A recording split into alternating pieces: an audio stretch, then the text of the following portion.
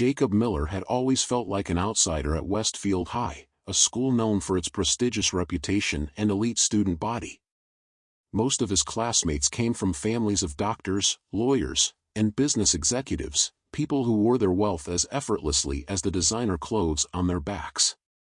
Jacob, however, was different. He was the grandson of a farmer, and it showed in every part of his being.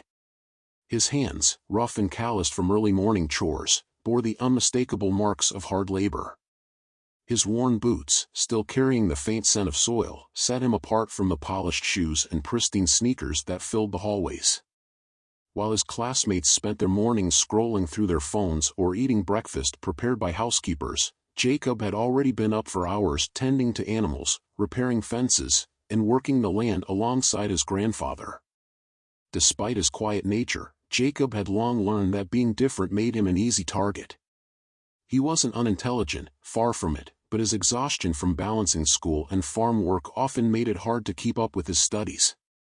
He had grown used to the occasional snide comment, the whispers behind his back, the amused glances when he arrived at school with traces of dirt still under his nails. But nothing could have prepared him for what was about to happen that morning. As he stepped into his history classroom, he could already feel the weight of judgment pressing down on him. Miss Whitmore, his history teacher, was watching him with the same look she always gave him, sharp, scrutinizing, disapproving. She was a woman of rigid discipline and high expectations, but more than that, she carried herself with an air of superiority that made even the most confident students shrink under her gaze. She had never outright said that she looked down on students like Jacob, but her actions spoke louder than words. The way she sighed whenever he struggled to answer a question, the way her lips curled ever so slightly whenever she called on him, as if expecting him to fail, it was all too familiar. Jacob swallowed hard and took his seat, gripping the edge of his desk as the lesson began. He tried to focus, tried to push past the exhaustion clouding his mind, but the words on the board blurred together. His eyelids felt heavy, and for a moment, he was back on the farm, standing in the early morning mist, hearing the distant crow of a rooster. A sudden voice shattered the haze. "Mr. Miller," Miss Whitmore's voice cut through the classroom like a blade. Jacob's head snapped up, his heart pounding. He hadn't realized she had been speaking to him. A slow, knowing smirk crept across her face. Perhaps if you spent more time paying attention in class instead of whatever it is you do out in the fields, you wouldn't embarrass yourself. Laughter erupted around the room. Jacob's face burned, his hands clenching into fists under the desk. He could feel their eyes on him, some amused, some indifferent, a few uncomfortable but unwilling to speak up. His stomach twisted, but he forced himself to stay calm. Miss Whitmore didn't stop there. She took a step closer, her voice laced with condescension. Honestly, I don't see the point in wasting time on students who are clearly not cut out for academics. Maybe you should stick to what you know best, feeding pigs and plowing dirt. The room fell into stunned silence. Even those who had laughed a moment ago now shifted uncomfortably in their seats. Jacob felt a lump rise in his throat, but he refused to let it show. Slowly, he stood up, his knuckles white from gripping the edge of his desk. His heart was racing, but when he spoke, his voice was steady. I may not be as book-smart as the rest, but that doesn't mean I don't deserve respect. Miss Whitmore arched an eyebrow, unimpressed. Then prove it. Otherwise, leave my classroom. Jacob's breath caught in his throat. The humiliation, the anger, the exhaustion, it all crashed over him at once. His mind screamed at him to fight back, to say something, anything, but deep down, he knew it wouldn't matter. Miss Whitmore had already made up her mind about him long ago. Without another word, Jacob gathered his books and walked out of the classroom, his footsteps echoing in the silent room. He didn't look back. He wouldn't give them the satisfaction of seeing the storm raging inside him. But as he stepped into the hallway, one thought burned in his mind. This wasn't over. The next morning, as the golden light of dawn bathed Westfield High, an unusual energy pulsed through the air. Students moved through the hallways in their usual routine, chatting idly, comparing assignments, and scrolling through their phones. But soon, a distant, rhythmic sound began to rise above the morning chatter, a deep, steady thudding that grew louder with each passing second. At first, it was barely noticeable, but as the noise intensified, heads turned, conversations halted, and curiosity sparked in every pair of eyes. The sound was unmistakable, helicopter blades slicing through the crisp morning air. Within moments, the school erupted into a frenzy of speculation. Students rushed to the windows, pressing their faces against the glass, while teachers frowned in confusion, stepping outside to investigate. The noise became deafening as a sleek, black helicopter emerged over the horizon, its powerful rotors sending gusts of wind rippling across the football field below. As it hovered for a moment, its shadow stretched long across the school grounds before it descended with precision, landing right in the center of the field. A stunned silence fell over the crowd. The door of the helicopter swung open, and out stepped a man whose presence alone commanded attention, James Miller. He was tall, broad-shouldered, and impeccably dressed in a tailored navy blue suit that set him apart from the crowd of students and faculty. His silver-streaked hair and sharp features bore the weight of experience, his piercing blue eyes scanning the school with quiet authority. Even those who had never heard of him before could sense that he was a man of power, a man who was not to be dismissed. But for those who recognized his name, the realization hit like a thunderclap. James Miller wasn't just a farmer. He was the farmer, the visionary behind one of the largest and most successful agricultural enterprises in the country.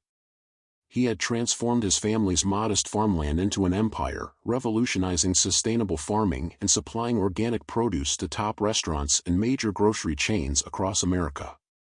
His name was spoken with respect in boardrooms, business circles, and political meetings alike. And now, he had arrived at Westfield High. Behind him, stepping out of the helicopter with measured steps, was Jacob Miller. Gone was the boy who had walked out of class the day before, humiliated and defeated.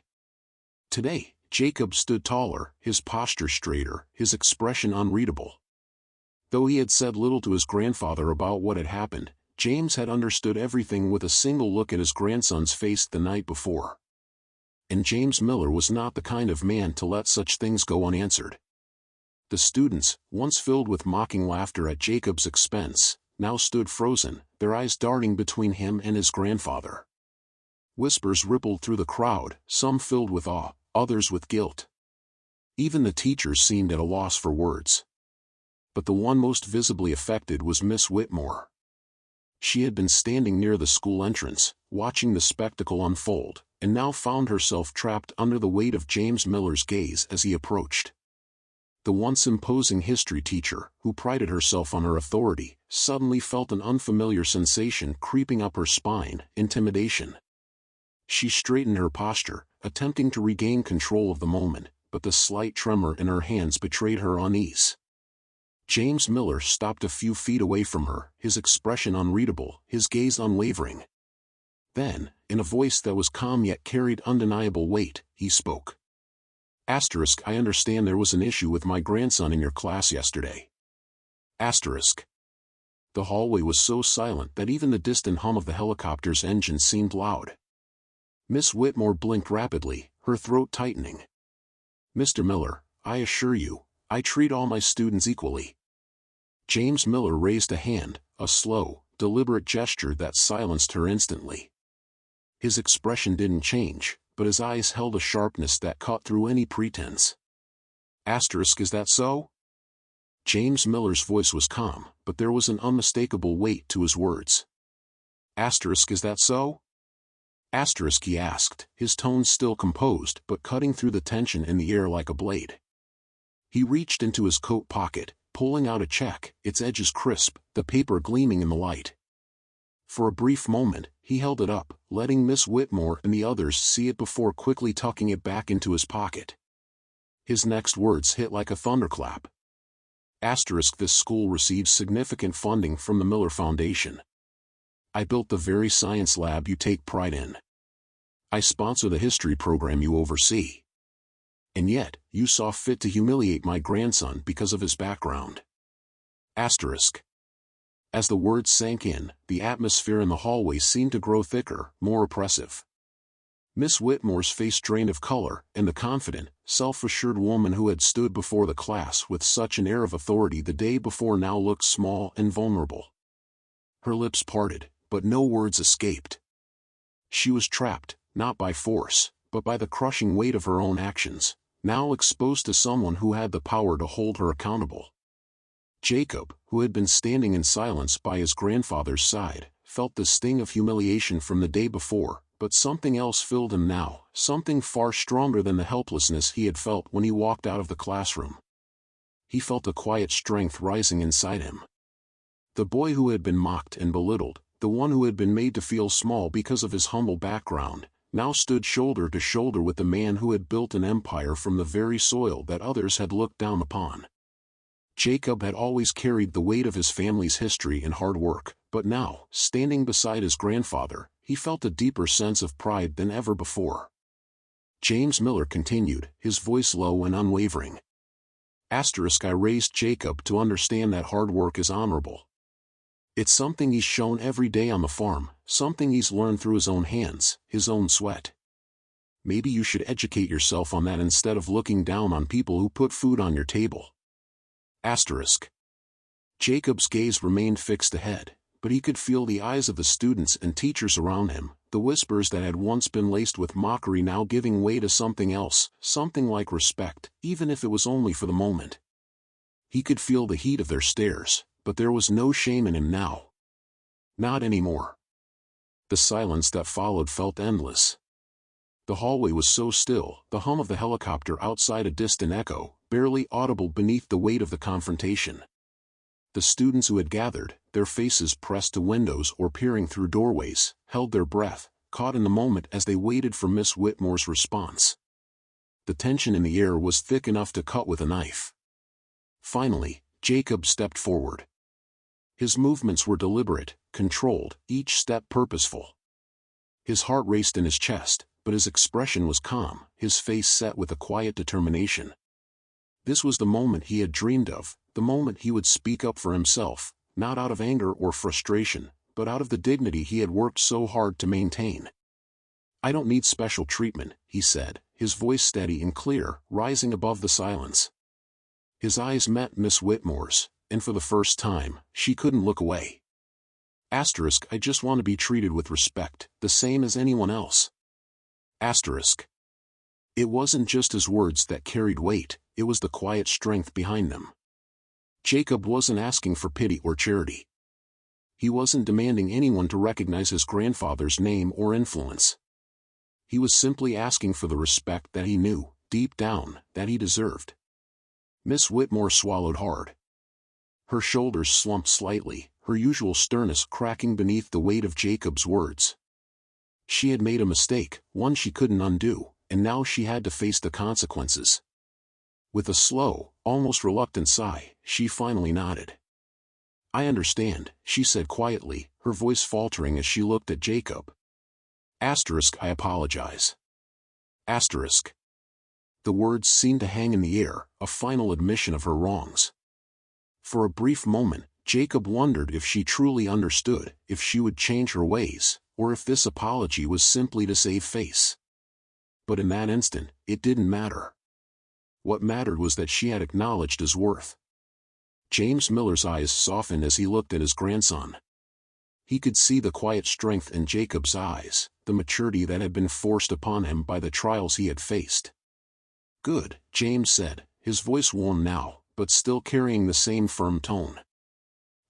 Because respect isn't given based on wealth or status. It's earned through integrity, character, and hard work. And my grandson is all three. A low murmur rippled through the crowd, followed by the sound of scattered applause. Some students, who had once snickered at Jacob or ignored him in the halls, now exchanged glances and offered nods of respect. It was as if, in that single moment, they had come to understand something deeper, something that transcended their initial perceptions of Jacob and his background. Jacob felt the weight of their gazes, but he didn't shrink. Instead, he stood taller, his chest filled with a sense of quiet pride. This wasn't about showing off or basking in the newfound attention, it was about standing firm in his identity and the hard work he had always carried with him. From that day forward, Jacob Miller walked the halls of Westfield High not because his grandfather's influence shielded him, but because he had shown everyone that dignity, respect, and strength were never about wealth or social status. They were about the way one carried themselves, through adversity, through humiliation, and through the simple, unwavering belief in one's own worth. And as for Miss Whitmore, she never underestimated another student again. The days that followed marked a profound transformation for Jacob Miller. As he walked the hallways of Westfield High, a sense of calm had settled over him, and his posture was noticeably different, his back straighter, his gaze more purposeful. The once harrowing weight of mockery and whispers no longer seemed to follow him. The students, who had once passed him by with scorn or indifference, now watched him with newfound respect, though many of them did so quietly, unsure of how to act after the public confrontation with Miss Whitmore. Still, something had changed in the air, a subtle shift that Jacob could feel in the way people now looked at him. But Jacob didn't walk through the halls seeking validation. He had already earned what he needed from those who mattered most, himself. The quiet confidence he now carried wasn't born from the applause or the acknowledgement of his peers, but from the inner strength he had discovered in that single, defining moment. He no longer needed to prove himself to anyone. His pride didn't come from wealth or influence, nor did it come from any kind of inherited status. It was grounded in something much simpler, his own integrity, his work ethic, and his ability to stand up for himself in the face of humiliation. As he moved through the school, Jacob noticed a subtle change in the way the other students interacted with him. The whispers had faded, replaced by tentative nods and occasional smiles.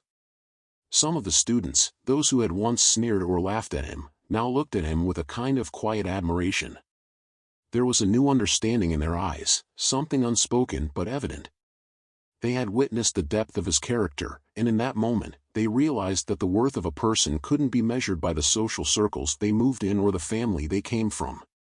Jacob had shown them that true strength was forged not from privilege or status, but from the courage to be oneself, unapologetically. For Miss Whitmore, the days that followed were filled with quiet reflection. The once proud and unyielding teacher, who had mocked Jacob so mercilessly, now found herself at the center of an internal struggle. It wasn't just the apology that weighed on her mind, but the stark realization that her rigid views on success, intellect, and worth had been profoundly flawed. She had looked down on Jacob because he came from a family of farmers, as though the work of their hands and the land they tended was somehow beneath her. But Jacob's words, his calm resolve, had shattered the false perceptions she had held for so long.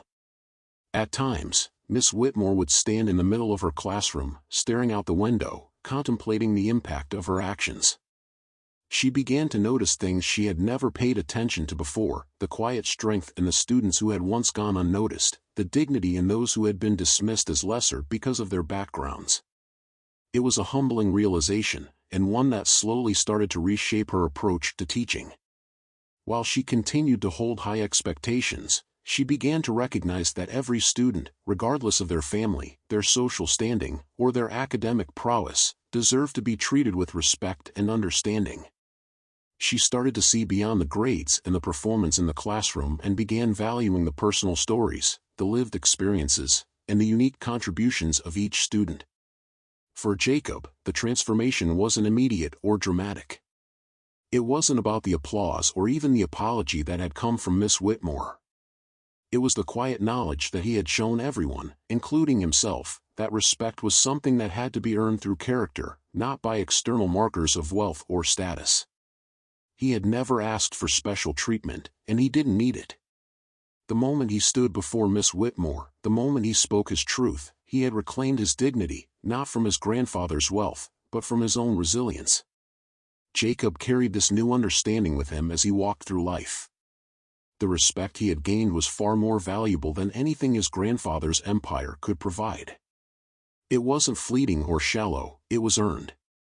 It was a recognition of his strength, his character, and his ability to rise above the judgment that others had cast upon him. And in the eyes of his peers, Jacob was no longer just the farmer's grandson. He had become a symbol of humility, hard work, and quiet strength. He was a reminder that no matter where someone came from, no matter their background, they had the power to define their own worth. In the end, Jacob Miller learned that the greatest respect is earned not through titles or money, but through integrity, perseverance, and the courage to stand up for oneself when it matters most. And Miss Whitmore, well, she learned the same lesson too.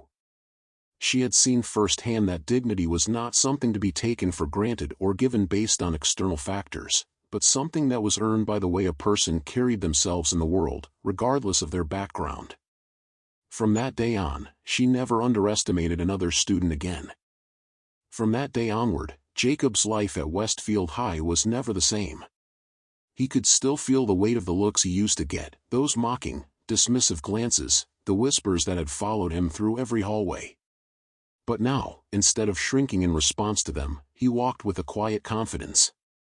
The sting of the past was still there, but it had turned into something stronger, something indomitable. Jacob no longer felt the need to prove anything to anyone. He didn't need validation from the rich, polished students whose lives seemed so different from his own. He had already proven what mattered most, to himself. Every step he took was lighter. His posture, once slumped and uncertain, was now straight and assured. When he moved through the halls, he did so with a sense of purpose, like he had a place in the world, like he had earned his right to be there. And it wasn't because of his grandfather's helicopter, or the wealth that came with his family's name, but because Jacob had earned respect in a way that went deeper than any title or monetary gain could. The strength he had shown in standing up for himself, in enduring Miss Whitmore's harsh words and not letting them break him, had built something much more valuable than a reputation. It had built his own unshakable sense of dignity. The students who had once looked down on him started to look at him differently. Some of them, though still uncomfortable with his background, began to nod at him in passing or offer brief smiles. The mockery had faded, and in its place was an unspoken acknowledgement of who Jacob was. But what surprised him the most was the shift in those who had once been his biggest critics. The very people who had laughed at his supposed lack of intelligence, who had taken pride in their own academic achievements, were now coming to him for advice or simply striking up a conversation. Jacob wasn't sure if it was out of respect for what he had gone through or because they now recognized something they hadn't before: his quiet strength, his determination, his unwavering belief in his own worth. It didn't matter to him. He had learned that the opinions of others didn't define him. What mattered was how he saw himself, and he was finally proud of the person he had become. Meanwhile, Miss Whitmore, though outwardly composed, had been deeply affected by what had transpired. Her initial sense of superiority, which had led her to mock Jacob, had started to crumble. The apology she had given him in front of the class wasn't just for Jacob, it was a confrontation with her own biases. She had underestimated him, dismissed him as nothing more than a farm boy with no place in her classroom, and that mistake haunted her. In the days following the incident, Miss Whitmore found herself questioning her judgments. She began to reflect on the way she had treated Jacob and the assumptions she had made about people based on their social status or background. It was a humbling experience for her, one that she had never anticipated. Jacob's response to the situation had been something she had never expected. Instead of reacting with anger, instead of demanding retribution or trying to prove something to her, he had quietly stood his ground. He had remained calm, collected, and dignified, even as the entire room had watched. Miss Whitmore realized that she had underestimated the power of that quiet strength. She began to notice how Jacob carried himself differently, how he didn't need to boast or prove anything. His character spoke for itself. The way he had handled the situation with grace, without lowering himself to her level of contempt, made her reevaluate everything she thought she knew about success, intelligence, and respect. As time passed, Miss Whitmore started to treat her students differently. She began to recognize that intelligence and worth came in many forms, not just in the students who could rattle off the names of battles in the Civil War or recite the definitions of complicated terms. She started to understand that there was strength in humility, and value in hard work that wasn't always visible on paper. She began to show more empathy, and her teaching style softened. She made an effort to connect with her students, to understand where they came from and what made them who they were. And though she never openly admitted how much Jacob had changed her, there was no doubt that she had learned something important that day. Jacob didn't know any of this. He didn't need to. He wasn't looking for Miss Whitmore's approval or anyone else's. What mattered to him now was that he had earned something far more important than grades or accolades. He had earned the respect of his peers and, most importantly, the respect of himself. He had stood up in the face of humiliation, and in doing so, he had proven that dignity couldn't be measured by the things people owned or the lives they led. It was about who they were on the inside, how they carried themselves, and how they treated others. By the time Jacob graduated, he had become a quiet force at Westfield High. Not because of his grandfather's legacy, but because he had shown everyone, including himself, that a person's worth could not be defined by their background or their wealth. It could only be defined by their integrity, their resilience, and their ability to stand firm in the face of adversity. As for Miss Whitmore, her transformation was evident in the way she interacted with every student, no matter their background.